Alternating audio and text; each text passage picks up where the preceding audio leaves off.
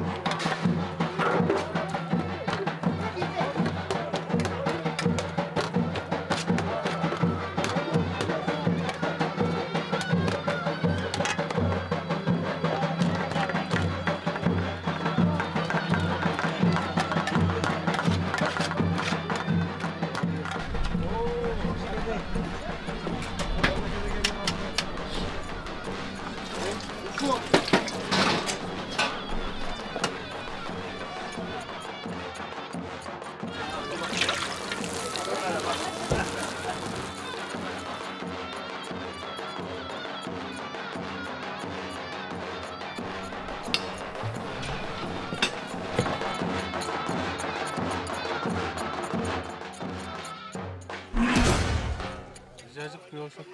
Cacık buraya koyalım. Torbayla böyle bir şey. Oğlum herkes pilavdan yiyor.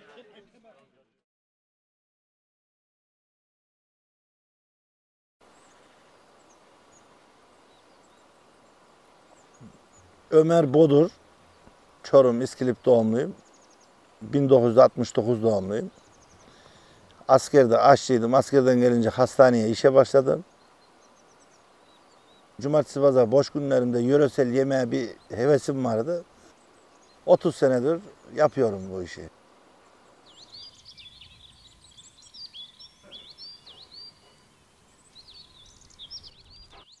Mekanım şöyle, önceki gibi evlerin önleri artık odun ateşi yakma uygun olmadığı için orijinal dolma yapmak için öyle bir yere ihtiyaç duydum.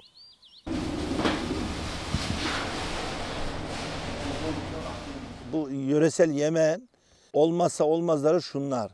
Pirincin orijinali olacak, etin dana eti olacak, saklama koşulları düzgün olacak.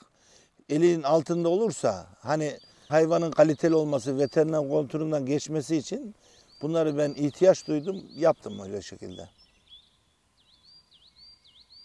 Bu yemeğin ismi İskilip Cağ dolması geçiyor. Belediyemiz patentini de bu şekilde yazdırdı.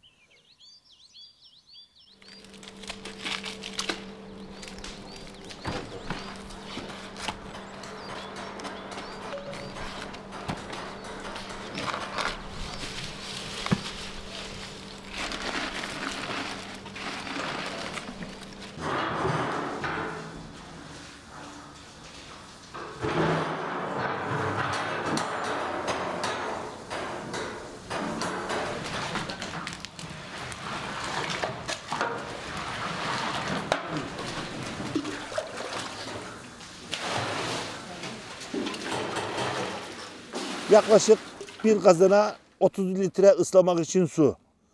6-7 kilo arasında tuz, kaya tuzu. Attık, kaynattık. Pirincimizi ölçü kaplarımız var. Ölçtük. Islarken de suyu sıcak dökmeyeceksin.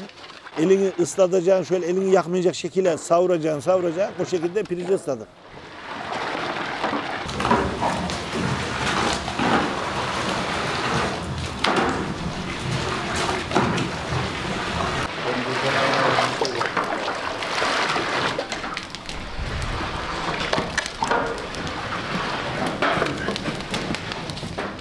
O arada tereyağımızı koyduk islim tenceresi kavazının içine.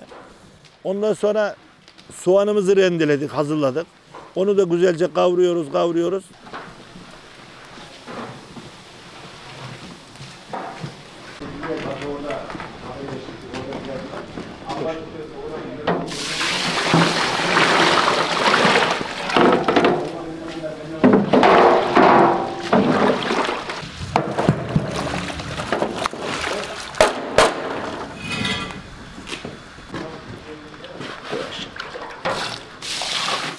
Pirinç önce ıslanıyor. Islandıktan sonra 1 saat, 1,5 saat sonra yıkamaya alınıyor. Yıkadıktan sonra biz o arada soğanımızı köy tereyağıyla, o 1 kilo zeytinyağıyla kızartıyoruz. Ondan sonra sos rengini aldırıyoruz. Sos rengini alınca kaç kazan yapacaksak ona taksim ediyoruz.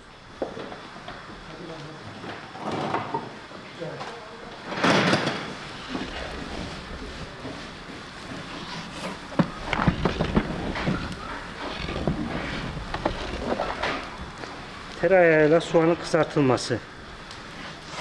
Başım da geldi. Tamam.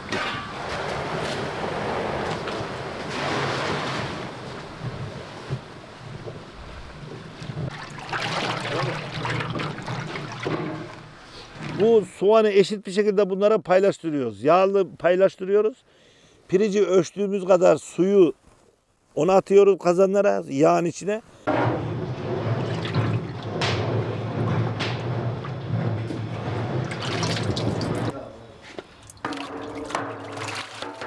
Kullandığım malzemeler akçeltik, zeytinyağı olacak. Kazana 5 kilo köy tereyağı, 1 kilo zeytinyağı.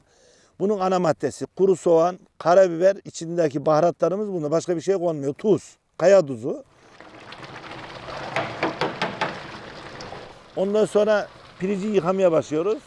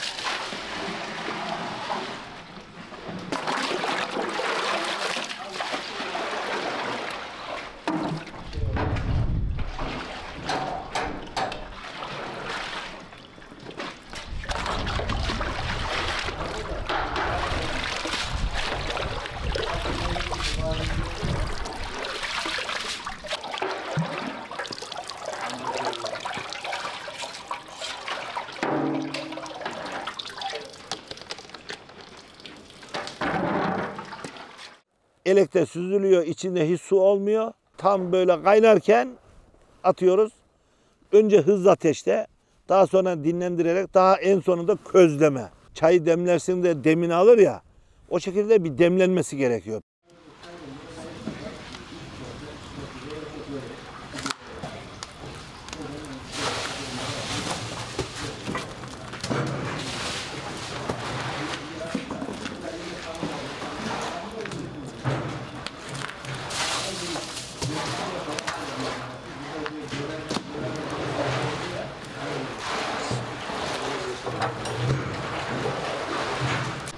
Bunu alın.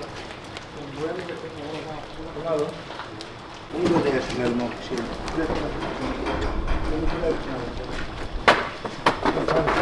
He? Az daha bassana ayağına.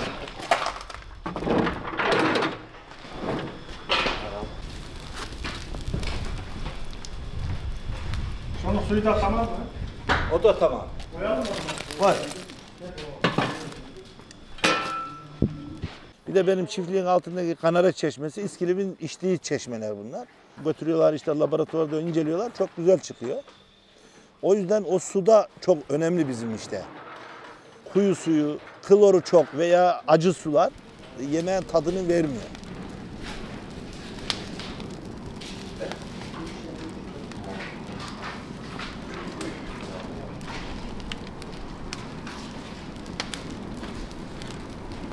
Kazanlarımız bakırdan yaptırıyoruz onları. Bunların da yapan ustalarımız azaldı bayağı. Bakır olduğu için her 2 ayda 3 ayda bir kalay olması gerekiyor.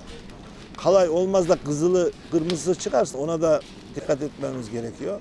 O yüzden kazan önemli. Hurdiye çıkarıyoruz, yenisini yaptırıyoruz.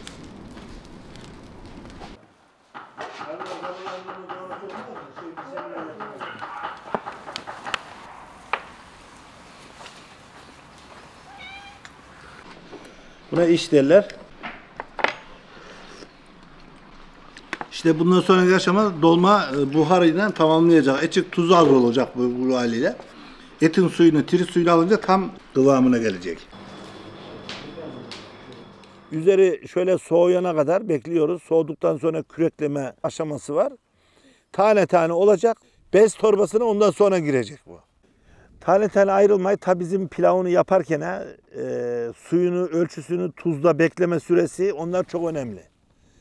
Mesela ısladık hemen 5 dakika sonra yıkamaya başladın. Hamur olur. Tuzu marketlerde satılan tuzdan koy yapışır. Kazanı akşam kapattın, yaktın. 2 saat, 3 saat yandı. Ondan sonra senin bıraktığın ustan, elemanın uyudu veya kazanından ilgilenmedi, söndü altı. 1 saat veya 2 saat sönsün. 2 saat sonra, 3 saat sonra tekrar kazan soğudu. Tekrar yak, hamur olur. Yaktığın andan yedirdiğin ana kadar o buhar çıkacak.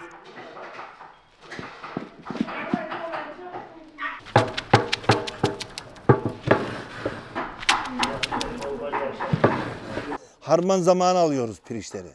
4 ay süresi var bunun. Kaliteli olması için. Bir kısmını dövdürüyoruz, bir kısmını fabrikada bekliyor. Burada elimde mal azaldıkça fabrikadaki kabuklu bekleyen pirinç çeltiği o zaman dövdürüyorum. Şu anda torbaya alma aşamasına geldik. Buradan torbalayacağız inşallah. Buradan da köye götüreceğiz. Köyde kazanları tekrar vuracağız bu şekilde. Buradan hepsi soğudu. Şimdi soğuttuk bunları soğuma aşamasında. Bunun özelliği pilavını yaptıktan sonra böyle şöyle tane tane dökülmesi. Bunun özelliği bu. Bu hale gelmezse torbaya girmeden önce bu hale gelmezse hamur olur. Bu aşamadan sonra 16 saat odun ateşinde kaynayacak. Yarın nasip olursa döktüğümüz zaman yine tane tane duracak. Bunun özelliği bu. Mesela şimdi şu anda Ankara pilavı gibi bu. Biraz sert. Az sertliği var. Ama yarın yumuşayacak. Bu 16 saate kaynadı mı? Bugün 15 kazan burası. Bir köyün düğün yemeği var. Yaklaşık burada 2250-2300 kişilik yemeğimiz var. Bunların dolması, çorbası işte onları atarı yarın olacak onlarda. Tatlısı var.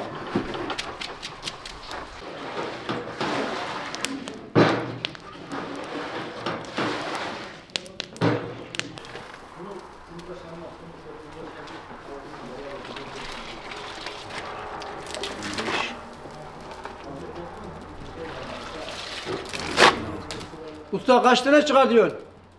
Pirinç yapışmasın diye tuzlu suda pirinçleri ısladıktan sonra altındaki kalan tuzlu suyla bunu kaynatıyoruz. Ondan sonra soğuk suyu alıyoruz. Hafif nemli olarak pirinçleri dolduruyoruz, sıkıyoruz yarı olarak.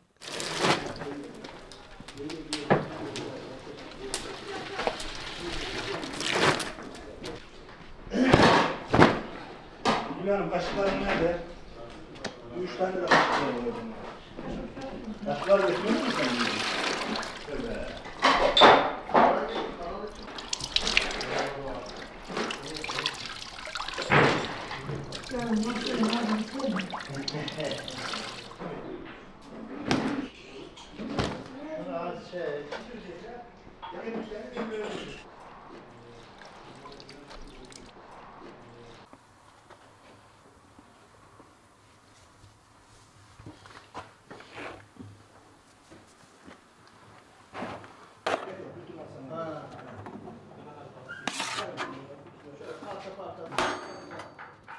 Yedi 8 tane falan ustam var bende yetişen.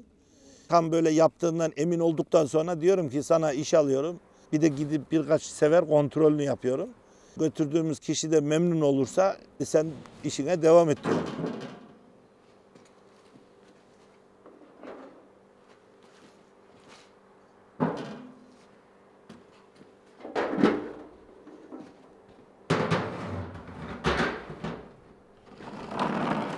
Biz başkasından öğrendik. Biz de birilerini yetiştirelim istiyorum yani. Kazanı beri geçince bu kazanı aşağı şuraya indiriyorsunuz. Cahil orada hepsini şeye koymaya gerek yok. Altına sini, üstüne kapağı.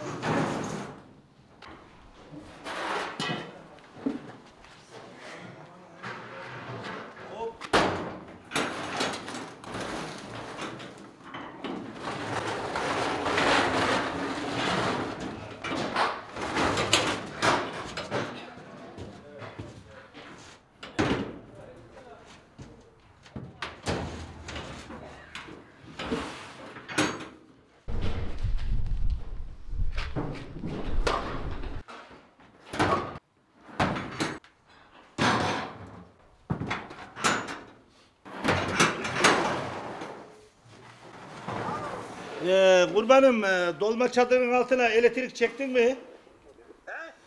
Elektrik çektin mi dolma çadırına? İyi, ışığını çekiyor da aşama kalmayalım onun için diyor. Son 4 kazan kaldı, onları da koy, hareket ediyor hemen. Tamam kardeşim, görüşürüz. Aklım peynir ekmeğinden yedim.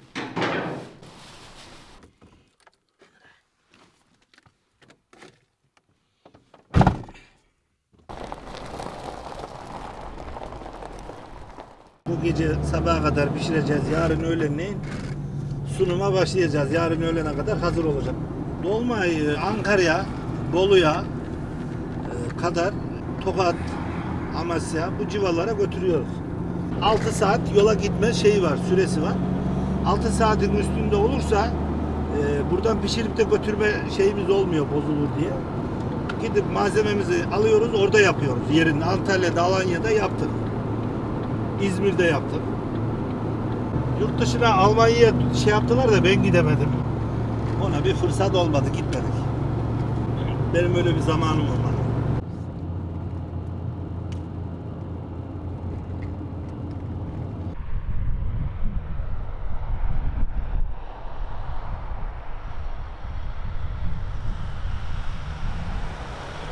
Osmanlı döneminde asker geri dönüşünde bizim İskilip'in ileri gelen zenginleri demişler ki öğlen yemeğini biz ağırlayalım.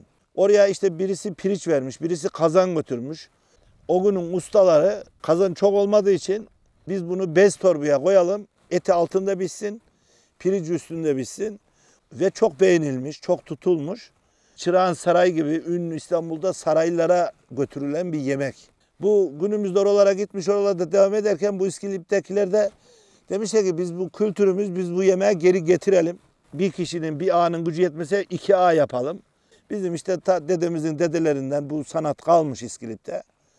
Bu lezzeti almayınca bu düğünün tadı olmuyor burada. O yüzden de bunu biz biraz daha tanıttık. Dünyanın en uzun sürede pişen yemeği oldu. Bu şekilde İskilip dolması dedim mi Türkiye'nin her yerinden ilgi olunca da biz bunun üzerinde biraz daha kendimizi geliştirmeye uğraşıyoruz.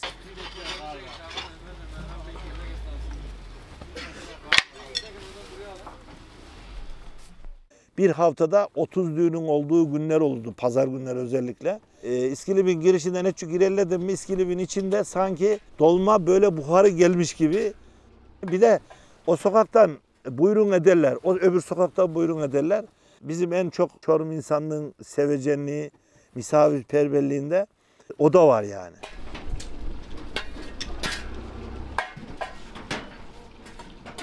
İlla bu yeri düzgün olacak. Dediler betonun üzerinde yapacağım. Soğanı kızarttık, pirinçleri ısladık. Tam yapma aşamasında orada beton bir patladı. Dedim ki abi dedim ya bunu dedim bak bana bıraksaydınız bunu. Bu böyle olmayacaktı. Acemilik dönemlerimizde, çıraklık dönemlerimizde uva köyleri vardı. Adama diyoruz odun getir. Adam gidiyor ayçiçek sapı getiriyor. Onunla pişen dolma olmaz.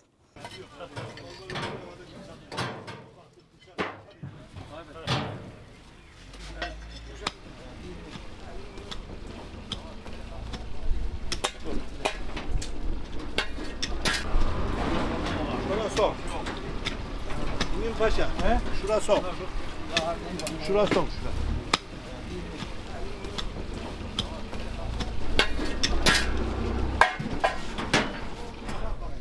Sen yaparsın da olmaz mı abi ya? Çadır göçtü. Aynen.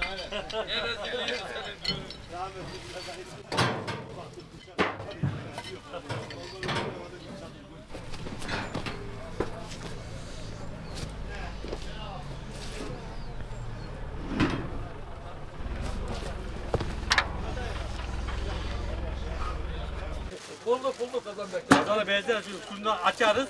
Bize ne çıkarsa yeriz ya. Onu mühürledi mi? O sahibi gelene kadar mühür çözülmez. Yeter bir sürü adam geldik ya. Onun mühürü çözülmez. Şimdi de Emre beş şimdi tane bu dolma yiye bu arkadaşın böyle oldu. Böyle oldu değil mi? Hadi bakalım. Askerde böyleydi.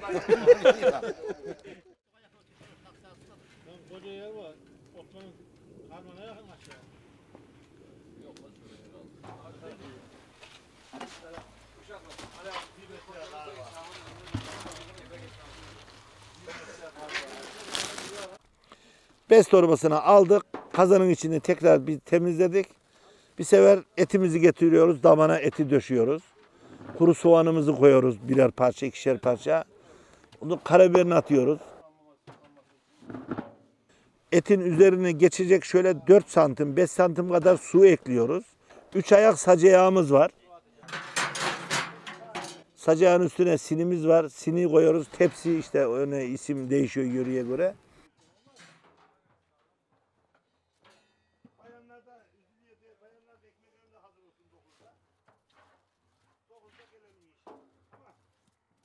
Bu cağdaki işte bez torba cağ diyoruz ona. Onu koyuyoruz.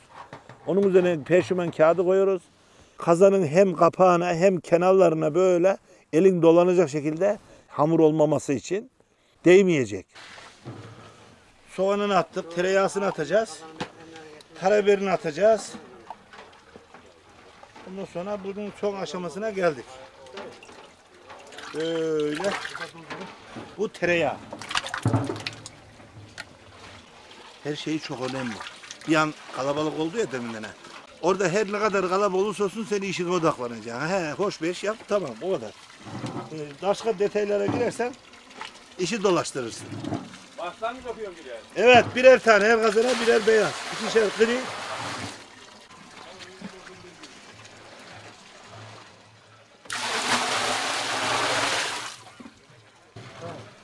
Böyle yapalım. Buradan şimdi şaka mısın? Senin kız evinin dolmasını buradan olur. Biz de dolmanı yedirmeye o yandan başlarız. Evet. Yarın pazara kalacak çarşambaya kalacak dolman burada 3. Şunlar kalır. Bir tane yavru atacağım şunları. Evet. Birini de ortaya bir yere atarım yavruların. Tamam mı? Tamam. Duruma bakarız. Yarın akşam bu zamanları az çok film belli olur. Tamam. Tamam hadi. Sen burada 15 değil 30 gazı yapsak çok özel evet. Onu biraz tutar. Ne yapacağım? Hayır burada şimdi olmaz.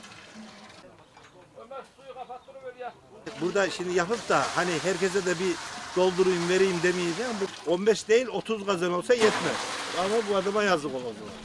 Biz düğün sahibini de düşünmek zorundayız. Bir kazan 150 kişiye yetiyor. 30 bin liranın üstünde. 32 bin lira yazdı belediye. Biz de 30 bin liraya yapıyoruz şu anda buralara. Dışarı gidersek nakliye koyuyoruz içine, üstüne. Yani ücreti öyle.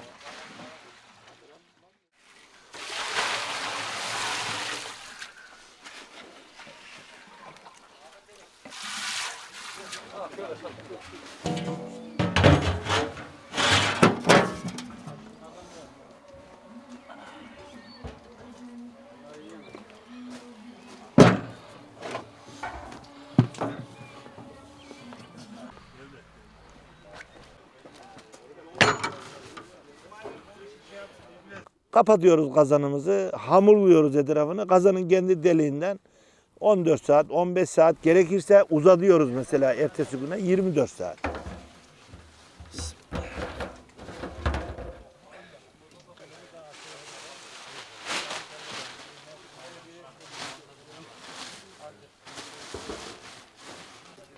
Arkasından mı dedin? Ardından. İşte ağına bir konuda derip koy artık. He. Oraya böyle bir yer koy.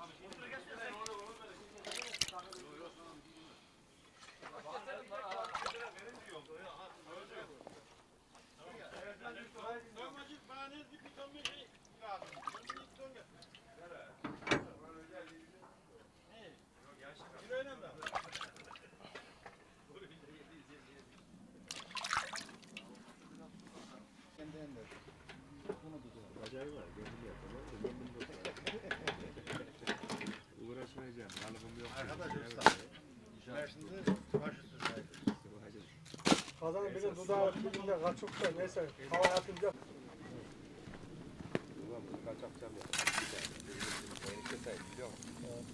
Onlara yaptılar. Çamlar da.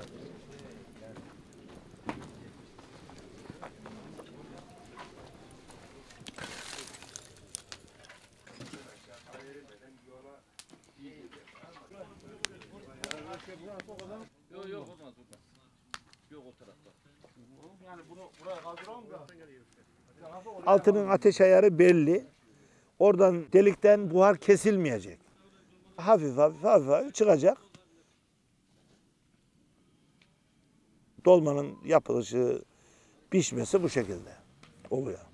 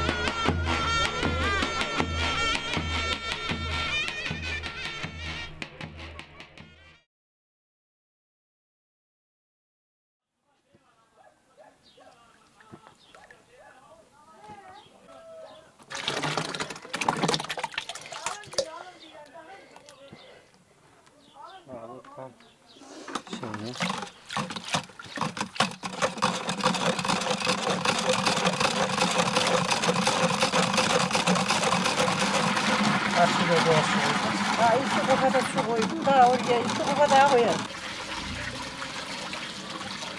Mesela şu. Şöyle üzerlerine birer kaşık şey koyuyoruz. Sofraya bu Böyle şekilde. sofraya gidiyor. Bir saat sonra yine aynı acıkmış hissini verir. Bu sirkeli cacığı yedin miydi?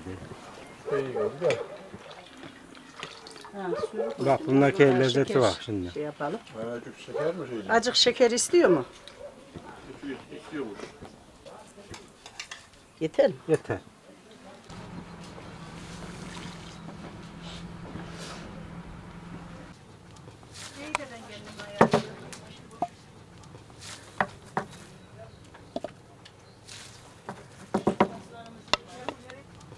Bu da un helvamız. Şura kapanmış muhtemelen. İçinde şeysi kazanı çekmiş. Bir şey olmuş hocam da. Hayırlısı lan ilk defa böyle bir şeye rast geliyorum. 30 senedir daha ilk defa başıma geliyor. Ne o? Aa bu iş. Niye? Baksana kazana. Bu mahsus mu eğeldi? Yoksa böyle mi satılıyor? Fizik kanunu var mı? Fiziksel olan bir şey. Şimdi soğuk, dışarıdaki soğuk, içindeki de sıcak.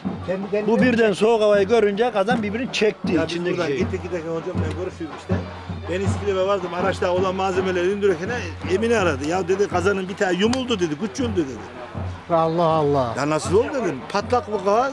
Açtık kazanı dedi. Pirice mürüce bir şey olur mu dedi. Kenarlarında boşluk var. Ona bir şey olmaz. İzlerine attığımız kağıt var. Ama kazan böyle yumulmuş. Her tarafından bir aynı anda ya. Kazanı hurduya vereceğiz. Başka bir şey olmayacak. Ya bu Haklısın artık mı? o doğrulup da bu şekle gelmez yani. Düdüklü. Bildiğin düdüklü. Ama o şekilde de yaptıramıyoruz. Onun contası dayanmıyor. Evlerde ufak böyle düdüklü tarzında olanlar var. O contası dayanmıyor. Olmuyor buna. Hadi bakalım. Hadi bakalım. Böyle ağır giderse. Yemek servisi şöyle. Önden bir çorba. Çorba kalır, dolma konulur. Dolmanın yanlısına sirke salatamız var. Onunla birlikte yerse insan mide rahatsızlığı hiçbir şey olmaz. Öyle canlı şöyle. Gel de lan Hepsiyi sen de birbirine şunu al sık. yavrum. Hani sen de şöyle al.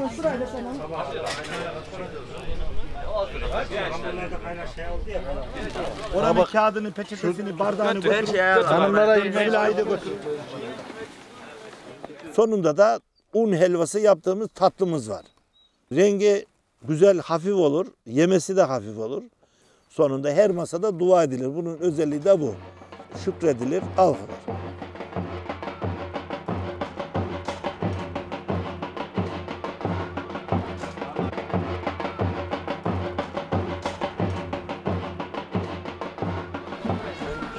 Bunları bağla. Kolyeyi oraya götür, yaklaştır oradan yukarıya gideceğiz, yukarıya. Allah bin bereket versin. Buyurun Ömer Efendi. Hayırlı uğurlu olsun. Açarım bu. Getirin kazmayı. Açar be, açar herhalde. Açar. Hadi bakalım.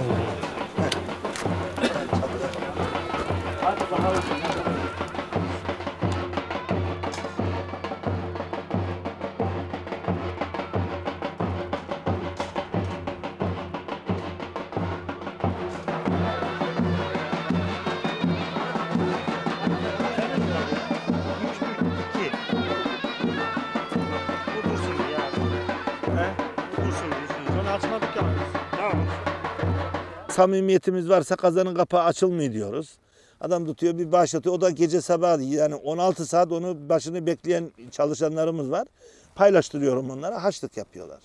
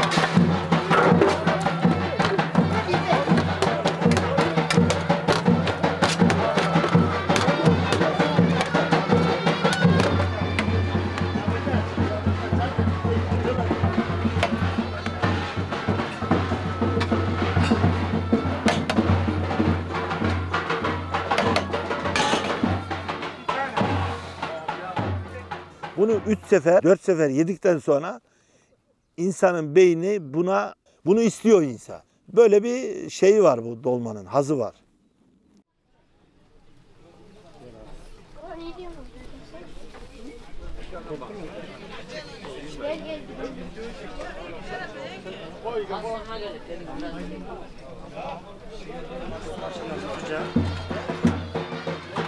Kemiğinde tutucu et kendiliğinden dökülecek. Bunun şeyi bu özellik. Yani hamur gibi olacak. O iliğin suyu olmazsa olmuyor bunlar. Mesela şu tirit suyu o ilikten böyle bu rengi alıyor bu şekilde. İşte kemiğin suyu, iliği bildiğin böyle altın sarısı olur. Hem bununla patates çorbası hem insanların kemiklerinin gelişmesi her şeye faydası oluyor.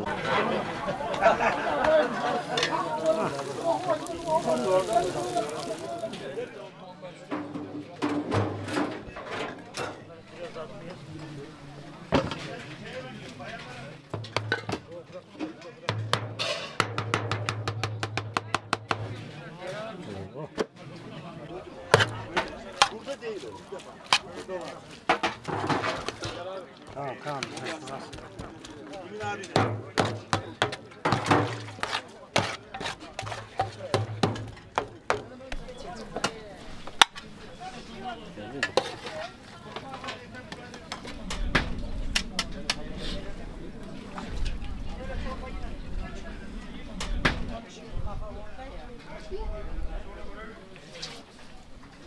Yapmıyor, olmuyor.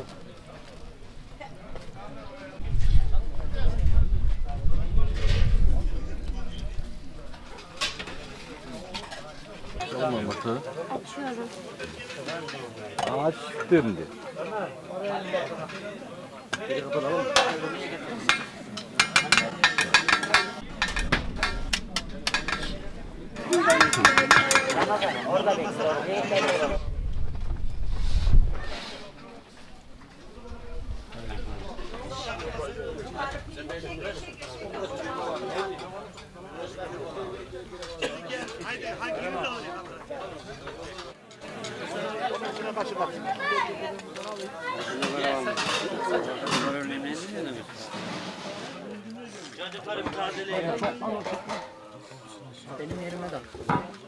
Dur yavaş. Yemek olayındaki bahşiş şöyle, sofra gördüğünüz gibi 10 kişilik, 9 kişilik aşağı olmuyor. Yaptığın yemek lezzetli olursa yedikçe yiyeceğe geliyor. Ben bunu diyor bir de tazeleyin, bir daha istiyorlar. Ters çeviriyorlar, onlar da bahşiş atıyorlar. İkincisi, bir sefer pirinci biraz az, eti farklı oluyor. Et öyle istiyorlar çünkü. İlk sofra gibi gönderirsen kızıyorlar. Usta bize bakmadın diyorlar. Öyle, onun da esprisi o şekilde. Önlüğü şöyle hazırlayacaksın. Kapağı al bana aslan. Bak, olay şu. Buyur ustacığım, hemen. Biraz ayarlı oldu. Hadi bakalım. Şöyle buyurun.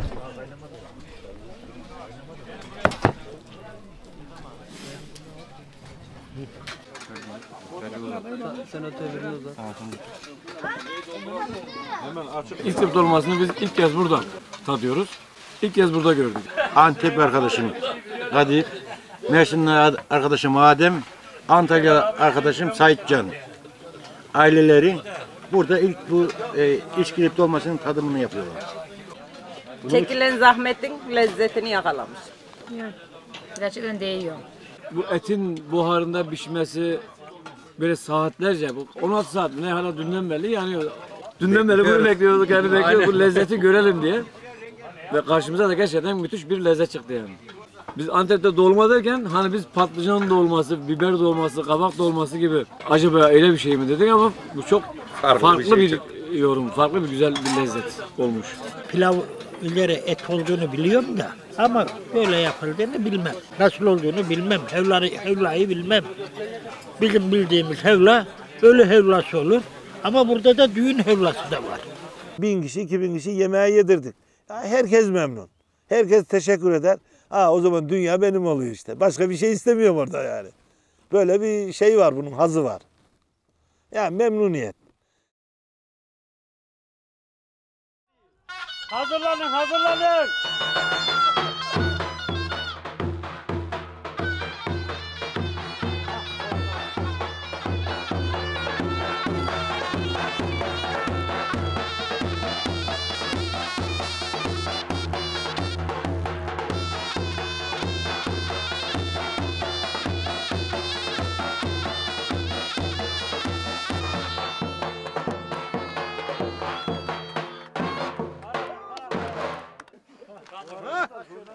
Alkışlar.